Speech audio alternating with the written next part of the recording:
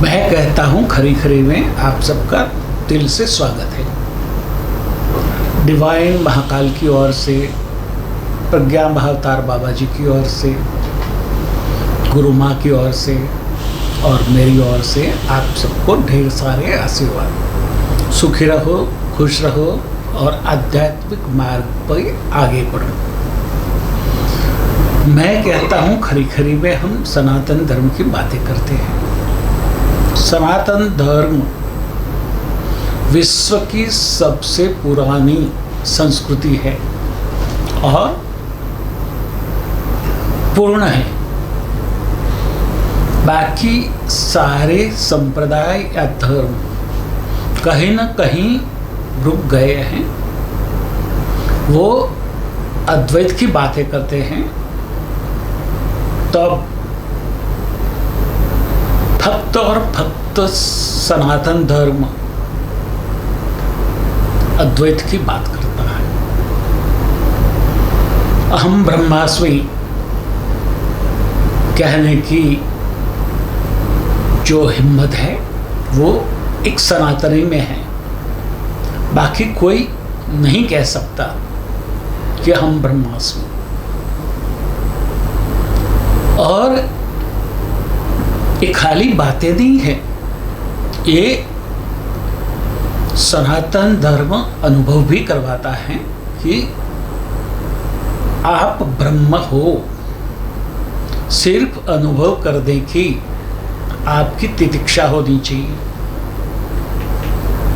आपकी प्यास होनी चाहिए, आपकी भूख होनी चाहिए, तो आप हम ब्रह्मास्मि का अनुभव कर सकते हो। और कुछ करना नहीं है, सिर्फ आओ, बैठो और अनुभव करो। हमारी संस्कृति परम ब्रह्म से शुरू होती है और परम ब्रह्म में विलीन होने से खत्म होती है। उसका जो महत्व है वो समझना बहुत मुश्किल है, और वो समझ गए तो इतना सरल है और सहज है कि आप की नैया भवसागर पार कर सकती है। स्वर्ग और नरक की बातें जो है वो एक कल्पना है, मगर स्वर्ग भी यही है और नरक भी यही है। मरने के बाद न स्वर्ग है न नरक है। क्यों?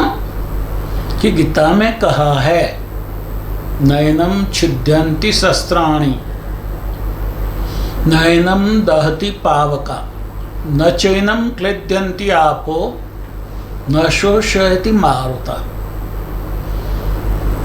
जब ये शरीर छूटता है तो आत्मा आगे गति करती है, उसके साथ अंतःकरण चतुष्टय होते हैं, मन, बुद्धि, चित्त और अहंकार। अभी आत्मा के बारे में तो कहा गया है कि आत्मा को जल भिगो नहीं सकता, अग्नि जला नहीं सकता, वायु सुखा नहीं सकता, शस्त्र काट नहीं सकता। तो फिर वही आत्मा को आप नरक में भेजो या स्वर्ग में भेजो, क्या फर्क पड़ेगा? वही आत्मा को आप उबलते हुए तेल में डालोगे तो क्या फर्क पड़ेगा? उसको रौरव नरक में डालोगे तो क्या फर्क पड़ेगा? उसमें स्वर्ग में भेजोगे उसको तो क्या फर्क पड़ेगा? तो यही एक गीता का श्लोक आपको बहुत कुछ कह जाता है, उसको समझना है। समझना ही नहीं, उसको अपने जीवन में जीना है। आप उसी तरह से जीवन जीना शुरू कर दो। एक ही श्लोक पकड़ो, योग कर्मसु कौशलम या कर्मण्येवाधिकारस्थे मा फलेषु कदाचन। कई सारे छोटे छोटे आदेश हैं, उसको फॉलो करो, सिर्फ एक को पकड़ो और आगे बढ़ो, अनुभव करो। और आपका अनुभव आपका है, मेरा अनुभव मेरा है। हमारे ऋषि मुनियों का अनुभव उनका था। सारे ऋषि मुनियों ने ये अनुभव करके कहा है कि अहम ब्रह्मास्मि, सोहम, शिवोहम। बात तो एक ही है, मगर उसको हजम करना मुश्किल है, वो जल्दी से हजम नहीं होता, वो डाइजेस्ट नहीं होता।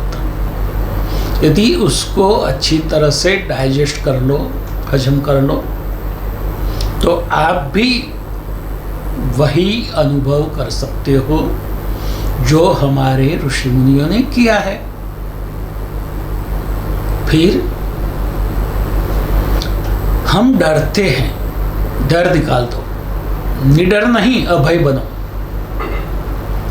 क्यों? कि जो अभय होता है वो ही परम ब्रह्म होता है। अभय बनो और सबका सामना करो, कम वॉट में, और मुस्कुराते हुए, सबको फेस करते हुए आगे निकल जाओ और परम ब्रह्म में लीन हो जाओ। परम ब्रह्म में लीन होना और मोक्ष को पाना वही सनातन धर्म की एक महत्व की बात है। वो कोई नहीं करता, और दुनिया के सारे धर्म वहाँ तक अभी पहुँचे ही नहीं। और एक बात समझनी ये भी जरूरी है कि सारे धर्म अपने अपने आप में खास है, मगर कोई यदि दूसरे को गवार कहता है, काफिर कहता है, तो समझ लो वो धार्मिक नहीं है, आध्यात्मिक नहीं है, वो कहीं उलझा हुआ है। आपके कोई कर्म से यदि दूसरे को दुख पहुंचता है तो वो धार्मिक व्यक्ति नहीं है, आध्यात्मिक व्यक्ति नहीं है। आध्यात्मिकता सबको जोड़ती है, सबको खुश करने में लगती है, सबको खुशी बांटती है। मगर कई लोग कहते हैं कि हमारे सिवा बाकी सब काफिर है, तो समझ लो कि वही काफिर है, उनको यहाँ जीने का अधिकार नहीं है। और धर्म के नाम से जो भेद करता है वो धार्मिक नहीं है, वो नास्तिक है, वो घमंडी है। उससे बचो, उसको स्वीकार करो और उसका सामना करो, अभय बन के करो। आपको कोई वेपन्स की जरूरत नहीं पड़ेगी। आपके पास 2 वेपन्स हैं, तो हम नहीं बताऊंगा, उसका उपयोग करो और वही आपको आगे ले जाएंगे। धार्मिक बनने का मतलब ये नहीं है कि अहिंसक बन जाओ। धार्मिक बनने का मतलब ये नहीं है कि आप नपुंसक बन जाओ। धार्मिक बनने का मतलब ये नहीं है कि आप सहन करते रहो। धार्मिक बनने का मतलब है सामना करो और अपने मार्ग पर आगे बढ़ो और अहम ब्रह्मास्मि का अनुभव करते करते मोक्ष को प्राप्त करो। आज देश में धर्म के नाम पर राजकारण खेला जा रहा है। वो लोग समझते नहीं है, गंवार है, बेवकूफ हैं और वो दया के पात्र नहीं हैं। महाकाल उनको शिक्षा करेगा और आप देखेंगे भी। ये बात ध्यान में रखो। आपको भी महाकाल का गण बनना है। पूरे विश्व में परिवर्तन हो रहा है, भारत में भी परिवर्तन हो रहा है। परिवर्तन चरम सीमा पर है और वो सबको वेदना देगा, मगर जीत तो सत्य की ही होगी। सत्यम परम धीमहि। सत्य को प्रमाण की जरूरत नहीं है। किसी को प्रमाण देने की प्रयत्न मत करो, किसी के साथ बहस मत करो। सिर्फ अपना काम करते जाओ और महाकाल की कृपा के पात्र बनते जाओ। महाकाल पूरा परिवर्तन करना चाहता है और वो परिवर्तन में आप हिस्सा लो। यदि आप महाकाल में मानते हैं या नहीं मानते, उससे महाकाल को कोई फर्क नहीं पड़ता है। महाकाल है, परिवर्तन करना चाहता है, परिवर्तन शुरू हो गया है और संपूर्ण परिवर्तन होके रहेगा। उसको कोई भी रोक नहीं सकेगा। वो बात समझ लो और महाकाल के चरण में बैठ के महाकाल के उपासक बन जाओ। उनके आदेश के मुताबिक अपना जीवन जियो, कर्म करो और महाकाल की कृपा के पात्र बनो।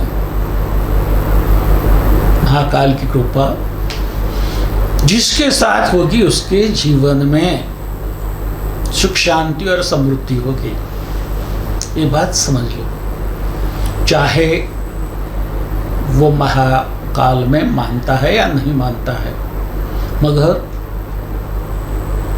महाकाल है, रहेगा और पूरे ब्रह्मांड को बदलेगा। आज अवकाश को हमने कई कबाड़े मार्केट में बदल दिया है और वो हमें ही महंगा पड़ने वाला है। वो समझ लो।